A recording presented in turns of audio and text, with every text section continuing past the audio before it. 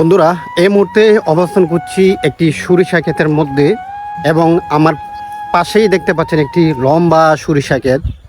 এই ক্ষেতটি আমাদের আক্কল ভাই করেছেন। বিগত কয়েক বছর যাবৎ এখানে খিরা করলেও কাঙ্ক্ষিত ফসল এবং কাঙ্ক্ষিত ফলন না হয় এবছর সরিষা ক্ষেত করেছেন।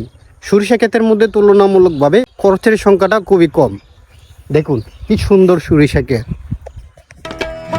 রৌদ্রের আলোতে ঝলমল করছে সরিষা ক্ষেত।